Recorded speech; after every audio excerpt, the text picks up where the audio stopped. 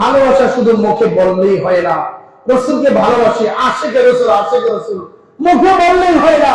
আশিকে রসুলের 1 নম্বর কাজ হলো আল্লাহর হুকুমকে পরিপূর্ণ মানা, 5 ওয়াক্ত নামাজকে সুন্দরভাবে আদায় করা। আশিকে রসুলের 2 নম্বর কাজ হলো আল্লাহ রসুলের রেখে দেওয়া সুন্নতকে পুঙ্খানুপুঙ্খভাবে আদায় করা। আশিকে রসুলের 3 নম্বর কাজ হলো কবিরা গুনাহকে ছেড়ে দেওয়া। আশিকে রসুলের 4র্থ নম্বর কাজ হলো একটা নেক আমল যেটা সামনে পড়ে সেটাকে না ছাড়া। আশিকে রসুলের প্রকৃত আমল হলো কোরআন তেলাওয়াত করা। আশিকে রসুলের প্রকৃত আমল হলো রসুলের প্রতি বেশি বেশি দুরূদ পড়া। আশিকে রসুলের প্রকৃত আমল হলো তাসবিহ তাহলিল বেশি বেশি পড়া। যার মধ্যে তাসবিহ তাহলিল বেশি থাকবে, যার মধ্যে দুরূদ বেশি থাকবে, যার মধ্যে নামাজের গুরুত্ব বেশি থাকবে, যার মধ্যে রসুলের সুন্নাত বেশি থাকবে, তার জবান দেওয়া লাগবে না আমি আশিকে রসুল, বরং আল্লাহ তাআলার খাতায় লেখা হয়ে যাবে তিনি আশিকে রসুল। আর কিয়ামতের ময়দানে যখন হাজির হবে আল্লাহ তাআলা আশিকে রসুল বানাইনি তাকে জান্নাতের ব্যবস্থা করেন। সুতরাং প্যারা হাজির, আমার মূল আলোচনা থেকে আজকে আমরা একটা বিষয় বের করে নিই, কোনটা? আমার জীবন শত কষ্টের বড় যে রসুলের সুন্নতকে আঁকড়িয়ে ধরে, এক থেকে মুআজ্জিজা পৃথিবীতে আর কিছু নাই।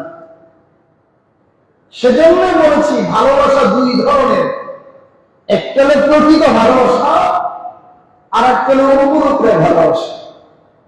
প্রিয় হাজিরিন, আপনাকে আমাকে রসুল প্রকৃত ভালোবাসা, আপনার আমার উপর হলো ফরজ রসুলের প্রকৃত ভালোবাসা। আর রসুলের প্রকৃত ভালোবাসা দেখানোর বহিঃপ্রকাশ কাজ হলো সুন্নাহ, কোরআন ও সুন্নাহর আমল, নামাজ, প্রকৃত নামাজ পড়া। বহু মানুষ আছে আশিকে রসুল, রসুলের ভালোবাসা করে, যা দেখবেন জুমার দিন ছাড়া কোনোদিন মসজিদে যায় না। বলে না, এমন যদি হয় এটা রসুলের ভালোবাসা না, বরং রসুলের ভালোবাসা নামে রসুলের সাথে প্রতারণা করা। রসুলের ভালোবাসা ওই ব্যক্তির মধ্যে পরিপূর্ণ থাকবে যে ব্যক্তি 5 ওয়াক্ত নামাজ সুন্দরভাবে আদায় করবে, যে ব্যক্তি রসুলের দেওয়া সুন্নতকে সুন্দরভাবে আদায় করবে, যে ব্যক্তি মিসওয়াক সুন্দরভাবে আদায় করবে, যে ব্যক্তি তাসবিহ তাহলিল সুন্দরভাবে আদায় করবে, যে ব্যক্তি রাসূল করিম সাল্লাল্লাহু আলাইহি ওয়াসাল্লাম যে আমল করেছেন সেই আমলকে সুন্দরভাবে আমল করবে, ওই ব্যক্তি একমাত্র রাসূলের ভালোবাসার দাবি না। মনে রাখবেন, ভবিষ্যতে কোনো কাজের কথা যদি আপনি বলতে যান বলবেন, সাথে সাথে ইনশাআল্লাহ শব্দটা ব্যবহার করে সুন্নাহ। যেমন আমি আগামীকাল আসবো, আপনি আগামীকাল আসবেন, সেই রুটি আপনাকে কে দিয়েছে? প্রথমত যদি আপনি ইন্তেকাল করেন, সুতরাং এখানে ইনশাআল্লাহ শব্দটা ব্যবহার করা এটা রাসূলের সুন্নাহ। ইনশাআল্লাহ, আল্লাহ চাহে তো আগামীকাল আমি আসবো, ইনশাআল্লাহ আল্লাহ চাহে তো আপনাকে 1 টাকা দিব। সুতরাং ভবিষ্যতের কোনো কাজ, কোনো কথা বলার সময় ইনশাআল্লাহ শব্দটা ব্যবহার করা। দুনিয়ার মধ্যে প্রকৃত উম্মত যারা, তাদের একটু কষ্ট হবে চলতে, এটা স্বাভাবিক। হক কথা বললে একটু কষ্ট হবে, এটা স্বাভাবিক। দেখেন না, আলহামদুলিল্লাহ, আল্লামা মামুনুল্লাহ হক সাহেব দামাত বারাকাতুল আলিয়া হক কথা বলার কারণে 2021 সালে কারাবন্দী হয়েছিল। আজকে সকাল 10টার সময়, কালকে রাত্রে মুক্তি পেয়েছে, রাত্রে বের হতে পারে নাই। আলহামদুলিল্লাহ, পরবর্তীতে আজকে সকাল 10টায় আল্লাহ তাআলা তাকে বের করে দিয়েছেন। বাংলার কোটি মানুষের হৃদয়ের স্পন্দন ছিল তিনি। তার একটি বক্তব্যে মানুষ পাগল পাড়া হয়ে যেত। কোরআনের জ্ঞান আল্লাহ তাআলা তাকে এত বেশি দিয়েছেন, এটাই প্রমাণ। দুনিয়াতে আল্লাহ তাআলা রাসূলের খাঁটি উম্মত যারা, আল্লাহর খাঁটি বান্দা যারা, তারা দুনিয়াতে একটু কষ্ট করবে, তবে এই দুনিয়ার কষ্টের ফল দিয়ে আখিরাতে পাবেন। অস্থির হওয়ার কিছু নাই। অনেকে দেখেন কোটি কোটি টাকা, ধন সম্পদ, ক্ষমতাসীন, অনেক ক্ষমতা দুনিয়াতে, আবার অনেকে দেখেন কিছুই নাই, কিন্তু তার মধ্যে দিন আছে। মনে রাখবেন, যার মধ্যে দিন আছে, যার মধ্যে আল্লাহর ভয় আছে, যার মধ্যে নামাজ আছে, যার মধ্যে রোজা আছে, যার মধ্যে আল্লাহর সুন্নাত আছে, যার মধ্যে পর্দা আছে, যার মধ্যে হালাল হারামকে পার্থক্য করার শক্তি আছে, যিনি হালালকে হালাল বুঝেন, যিনি হারামকে হারাম বোঝেন, যিনি মিথ্যা কথা ছেড়ে দেন, যিনি কবিরা গুনাহ ছেড়ে দেন, যিনি চগলখুরি ছেড়ে দেন, যিনি মানুষের সমালোচনা করা ছেড়ে দেন, যিনি মিথ্যা কথা ছেড়ে দেন, যিনি সুদ খাওয়া ছেড়ে দেন, যিনি ঘুষ খাওয়া ছেড়ে দেন, তাদের যদি দুনিয়ার মধ্যে একটু কষ্ট হয়, এর বিনিময়ে শান্তি আল্লাহ তাআলা তাদের জন্য আখিরাতে রেখেছে। রাসূল করিম সাল্লাল্লাহু আলাইহি ওয়াসাল্লাম বলেন, কিয়ামতের ময়দানে জাহান্নাম যখন কঠিন গর্জন নিয়ে সামনের দিকে আসবে, জাহান্নামী ফেরেশতারা জাহান্নামকে আটকে রাখতে পারবে না। জাহান্নামের গর্জনার তর্জন আরম্ভ হয়ে যাবে। জাহান্নাম বলবে, আল্লাহ, আমি জাহান্নামের জায়গা খালি হয়ে গেছে, আমার সাথে তোমার যে ওয়াদা ছিল তোমার বান্দাদেরকে দিয়ে আমাকে ভরপুর করে দেওয়া, ওই জাহান্নাম বলবে, আল্লাহ, আমার ওয়াদা তুমি পূরণ করো, আমি ক্ষুধা সহ্য করতে পারি না। আল্লাহ নবী সাল্লাল্লাহু আলাইহি ওয়াসাল্লাম বলেন, জাহান্নামী ফেরেশতারা জাহান্নামকে যখন শিকল বন্দী করে ধরে রাখবেন, এক একটা শিকলের পিছনে 70,000 জাহান্নামের ফেরেশতারা থাকবেন, জাহান্নামকে ধরে রাখবেন। কিয়ামতের ময়দানে জাহান্নামকে আটকে রাখতে পারবেন না। জাহান্নাম শো শো আওয়াজ করে যখন সামনের দিকে বেগবান হয়ে আসবেন, আল্লাহ নবী সাল্লাল্লাহু আলাইহি ওয়াসাল্লাম সিজদা করে কাঁদবেন আর আল্লাহর কাছে বলেন, আল্লাহ, ইয়া হাবলি উম্মতি, ইয়া হাবলি উম্মতি, আল্লাহ, আমার উম্মতকে তুমি বাঁচাও, আমার উম্মতকে তুমি বাঁচাও। আল্লাহ নবী বলেন, যখন কিয়ামতের ময়দানে এইভাবে সিজদা দিয়ে কাঁদবেন, আল্লাহ তাআলা কুদরতিভাবে জিবরাইল আমিনের হাতে একটু পানি এনে দিবেন। জিবরাইল আমিনের হাতে ছোট্ট একটু বাটিতে করে পেয়ালা করে একটু পানি আনবেন, এনে জিবরাইল আমিন ওই পানিটুকু আমার হাতে দিবেন। রাসূল বলেন, আমি যখন পানিটুকু জাহান্নামের দিকে ছিটিয়ে মারবো, সাথে সাথে জাহান্নামের তর্জন আর গর্জন বন্ধ হয়ে পাগল পাড়া হয়ে জাহান্নাম পিছনের দিকে দৌড়ে যাবেন। চিল্লায় বলি সুবহানাল্লাহ। আল্লাহ নবীকে প্রশ্ন করেন, এটা কেমন আশ্চর্য পানি যে জাহান্নামকে ফেরেশতারা ধরে রাখতে পারে না। ওই জাহান্নাম গর্জন আর গর্জন যে আসতেছেন, সামান্য একটু পানি জাহান্নামের দিকে মারার পরে জাহান্নামের আগুনটা টপ করে বন্ধ হয়ে গেল, জাহান্নাম দূরে সরে গেল। এটা কেমন আশ্চর্য ধরনের পানি!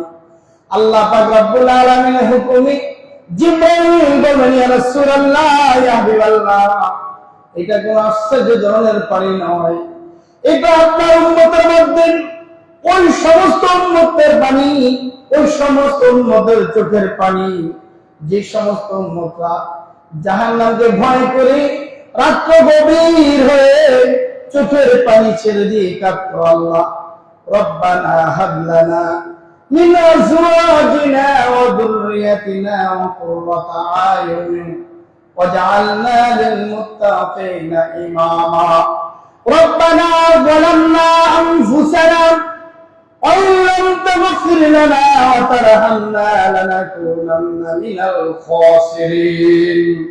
এইভাবে আল্লাহর কাছে দোয়া করলে, রব্বানা যালামনা, আয় আল্লাহ, আমি আমার উপরে জুলুম করে ফেলেছি, রব্বানা যালামনা আনফুসানা ওয়া ইল্লাম তাগফির লানা ওয়া তারহামনা লানাকুনান্না মিনাল খাসিরিন।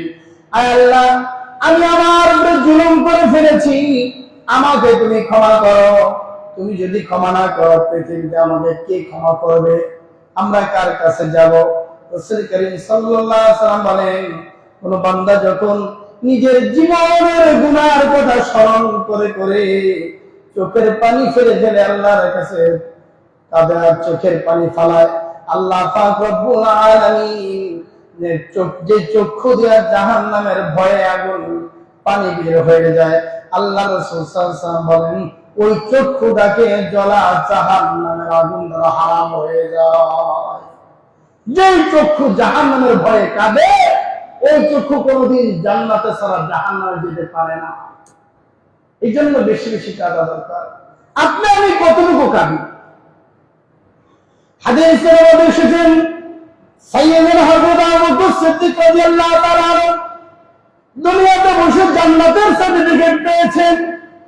এই জান্নাতের সার্টিফিকেট পানেওয়ালা বিখ্যাত বুজুর্গ সাহাবী আবু বকর সিদ্দিক রাদিয়াল্লাহু তাআলা আনহু, যার বিষয়ে বলা হয়েছে একবার হযরত আম্মা জান আয়েশা সিদ্দিকা রাদিয়াল্লাহু তাআলা আনহা বলেন, ইয়া রাসূলুল্লাহ, ইয়া হাবিবাল্লাহ, আপনার উম্মতদের মধ্যে কোন উম্মতরা সবচেয়ে প্রথম জান্নাতে যাবে জানতে চাই। আম্মা জান আয়েশা সিদ্দিকা রাদিয়াল্লাহু তাআলা আনহা প্রশ্ন করলেন, আপনার উম্মতদের মধ্যে কোন উম্মতের নেক আমল বেশি একটু জানতে চাই। আম্মা জান আয়েশা সিদ্দিকা বললেন, হয়তোবা রাসূল আমার বাবার কথাই বলবেন, অন্য কার কথা বলবেন না, কারণ আমার বাবা তো বড় জান্নাতি, বড় মেহমান, আমার বাবার নেক আমল অনেক বেশি। রাসূল হযরত বললেন, হে আয়েশা, জান্নাতি মেহমানদের মধ্যে নেককার সাহাবীদের মধ্যে আমার ওমর সবচেয়ে বড় নেককার। আম্মা জান আয়েশা সিদ্দিকা রাদিয়াল্লাহু তাআলা আনহার মনটা একটু খারাপ হয়ে গেল। আল্লাহর নবী বলেন, আয়েশা, বুঝেছি তোমার মন খারাপ হয়ে গেছে, কারণ তোমার বাবার কথা বলি না, এই জন্য তোমার মন খারাপ হয়ে গেছে।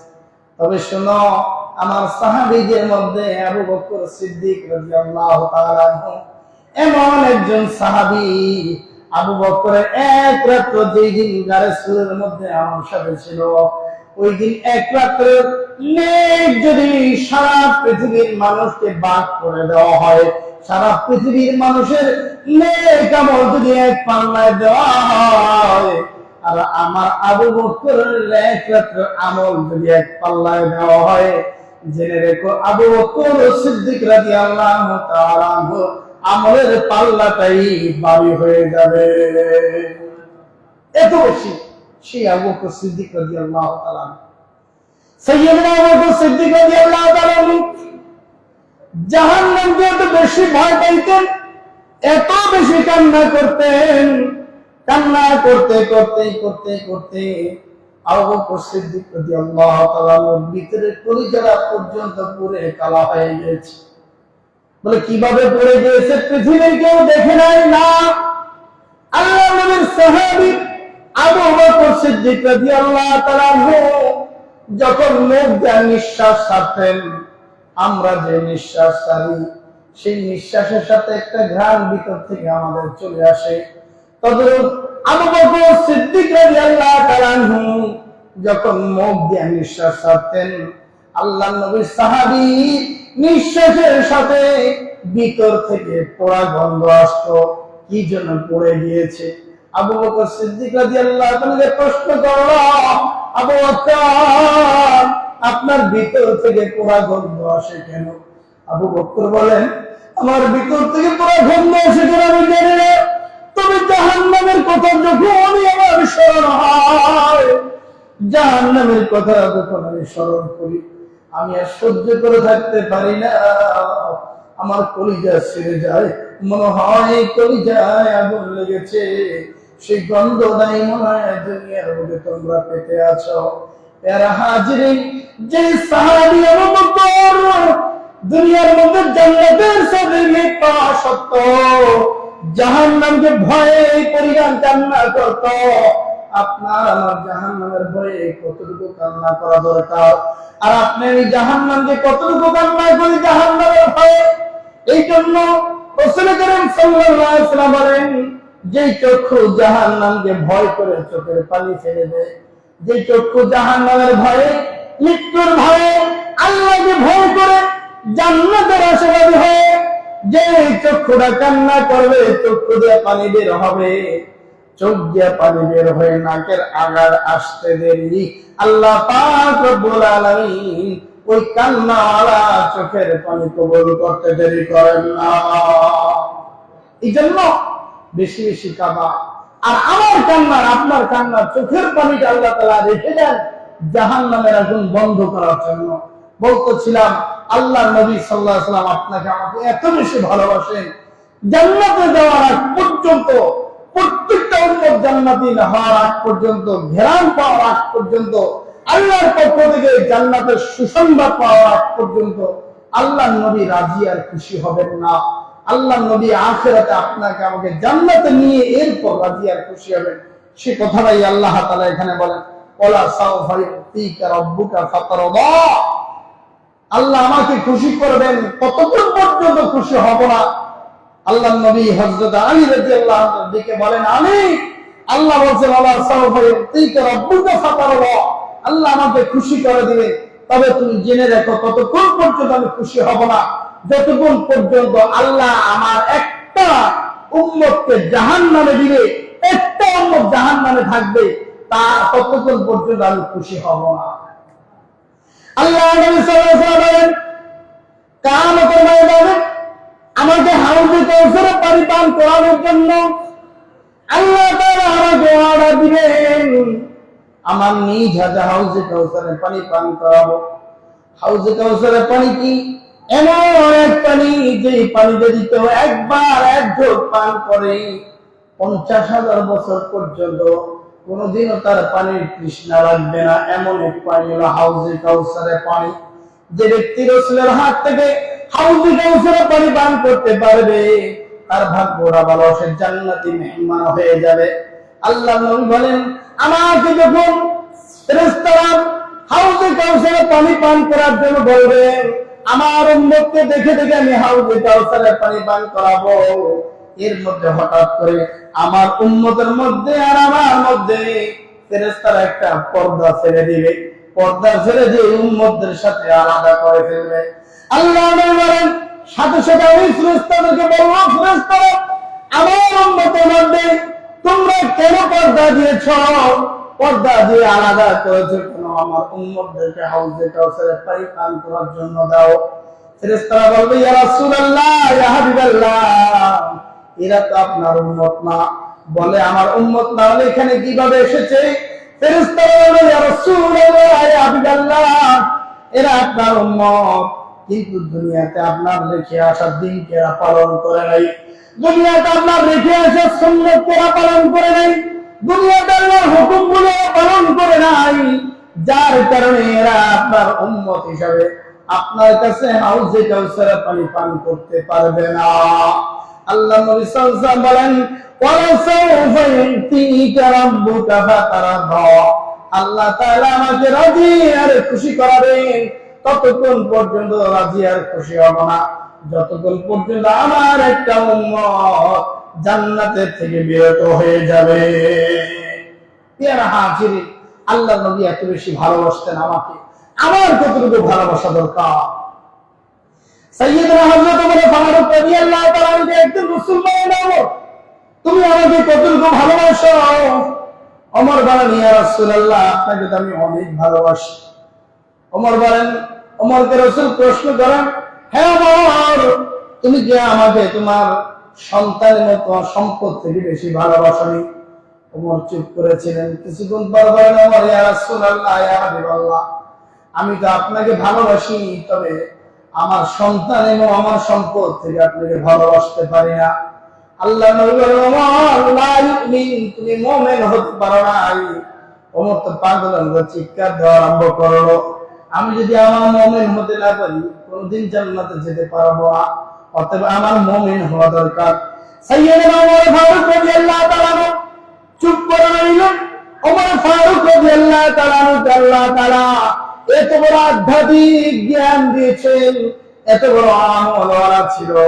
ওমর ফারুক রাদিয়াল্লাহু তাআলা কাশফ এত বড় খোলা ছিল। একবার ওমরের শাসনকালে হযরত ওমর রাদিয়াল্লাহু তাআলা শাসন আমলের সময় আগের জমানায় নিয়ম ছিল, কি নিয়ম? যে গাছের সুন্দর ফলটা যখন হইতো, ভালো নতুন ফলটা, ওই ফলটা একজন নামাজি ব্যক্তিকে খাওয়াইতো।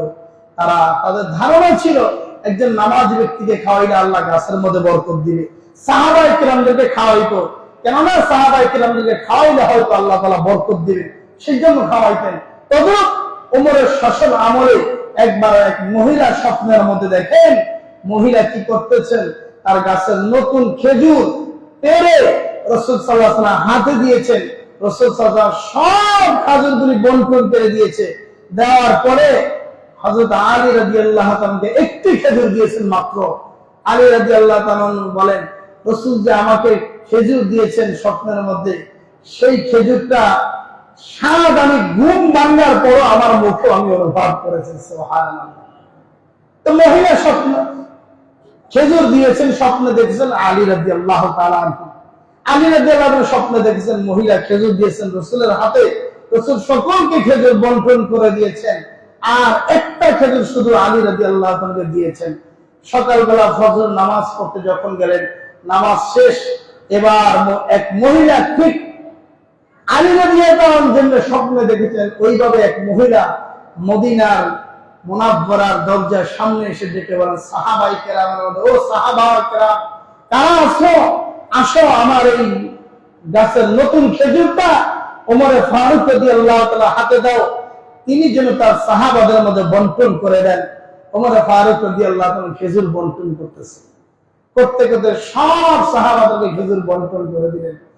পুটলির মধ্যে আরো খেজুর আছে। ওমরে ফারুক রাদিয়াল্লাহু তাআলা আলী রাদিয়াল্লাহু তাআলাকে একটি মাত্র খেজুর দিয়েছেন। আলী রাদিয়াল্লাহু তাআলা বলেন, ওমর, খেজুর কি আর নাই? বলে, কেন, আমাকে আরেকটা খেজুর দাও না, পুটলির মধ্যে তো আরো খেজুর আছে। সাইয়েদনা হযরত ওমর ফারুক বলেন, ভাই আলী, তোমাকে আমি আরেকটা খেজুর দিব, তবে শুনে রাখো, খেজুর দিতে পারবো, আগে তুমি বলো কাল রাতে স্বপ্নের মধ্যে আমার রাসূল তোমাকে কয়টা খেজুর দিয়েছেন? আলী রাদিয়াল্লাহু তাআলা আশ্চর্য হয়ে গেল, হায় হায়, স্বপ্ন দেখেছি আমি, পৃথিবীর কারো কাছে বলি নাই, ওমর কিভাবে জানলো? ওমর রাদিয়াল্লাহু তাআলা মুখে আল্লাহ পাক রব্বুল আলামিন কাশফের মাধ্যমে জানিয়ে দিয়েছেন। এত বড় মাকবুল ছিল ওমর। ওমর বলেন, আলী, রাতে স্বপ্নের মধ্যে আল্লাহ রাসূল তোমাকে একটা খেজুর কি দেন নাই? বলে, হ্যাঁ, আল্লাহ রাসূল একটা খেজুর দিয়েছেন। ওমর বলেন, আলী রে, আল্লাহ রাসূল যেহেতু তোমাকে একটা খেজুর দিয়েছেন, তার ধারাবাহিকতায় আমি ওমরও তোমাকে একটা খেজুর দিয়েছি। এত পাওয়ারফুল ছিল ওমর। সেই ওমরকে রাসূল বলেন, তুমি এখনো মুমিন হতে পারো নাই। ওমর রাদিয়াল্লাহু তাআলা আশ্চর্য হয়ে চুপ করে বসে আছেন। কিছুক্ষণ পর ওমর বলেন, ইয়া রাসূলুল্লাহ, ওই জাতের কসম যে আল্লাহ আপনাকে সৃষ্টি করেছেন, আমাকে সৃষ্টি করেছেন, এই মুহূর্তের জন্য আমি ওমর আমার সন্তান থেকে, আমার সম্পদ থেকে আপনাকে বেশি ভালোবাসি। এবার রাসূল বলেন, বুঝলাম, আর একটা প্রশ্ন, তুমি কি তোমার নিজের জীবন থেকে আমাকে বেশি ভালোবাসো কিনা? কারণ প্রত্যেকটা মানুষের জীবনের মায়া আছে। মানুষ কোনোদিন ইচ্ছা করে মরতে চায় না, কারোর সামনে মৃত্যু আসলে কেউ ইচ্ছা করে মরতে চায় না। ওমর ফারুককে আল্লাহ রাসূল বললেন, ওমর, তুমি কি তোমার জীবন থেকে আমাকে বেশি ভালোবাসো কিনা? আল্লাহ রাসূলের উত্তরে ওমর বলেন, ইয়া রাসূলুল্লাহ, আমার জীবন থেকে তো আপনাকে বেশি ভালোবাসতে পারি না। এবার রাসূল বলেন, ওমর, তুমি এখন পর্যন্ত মুমিন হতে পারো নাই। আল্লাহ রাসূল সাল্লাল্লাহু আলাইহি ওয়াসাল্লাম কথায় হযরত ওমর ফারুক রাদিয়াল্লাহু তাআলা বিচলিত হয়ে চুপ করে আছেন। কিছুক্ষণ পর ওমর ফারুক বললেন, ইয়া রাসূলুল্লাহ, ইয়া হাবিবাল্লাহ, আল্লাহর জাতের কসম করে বলি, আমি ওমর আপনাকে এত বেশি ভালোবাসি, দুনিয়াতে যা কিছু আছে, আমার জীবন সহ, আমার সন্তান সহ, আমার মা বাবা সহ, দুনিয়াতে যা কিছু আছে, সব থেকে বেশি ভালোবাসা আমার ওমরের মধ্যে আপনার জন্য আমি রেখে দিয়েছি। এবার রাসূল বলেন, যদি তুমি আমাকে সব থেকে ভালোবাসতে পারো, তুমি মুমিন হতে পেরেছো। রাসূল সাল্লাল্লাহু আলাইহি ওয়াসাল্লাম বলেন, লা ইউমিনু আহাদুকুম হাত্তা আকুনা হাব্বা ইলাইহি মিন ওয়ালিদিহি ওয়া ওয়ালাদিহি ওয়ান নাসি আজমাইন। দুনিয়ার মানুষ ততক্ষণ পর্যন্ত তুমি কামেল মুমিন হতে পারবা না, যতক্ষণ পর্যন্ত আমি রাসূলকে তোমার জীবন থেকে, তোমার সন্তান থেকে, তোমার সম্পদ থেকে, তোমার মা বাবা থেকে আমি রাসূলকে বেশি মহব্বত করতে না পারবা, ততক্ষণ পর্যন্ত তুমি মুমিন হতে পারবা না। যখন তুমি আমি রাসূলকে তোমার জীবন থেকে, তোমার সন্তান থেকে, তোমার সম্পদ থেকে বেশি মহব্বত তোমার ভিতরে ঢুকাইতে পারবা, তখন তুমি মুমিন হিসেবে কিয়ামতের ময়দানে আল্লাহ তাআলার খাতায় নাম লেখাতে পারবা। এই জন্য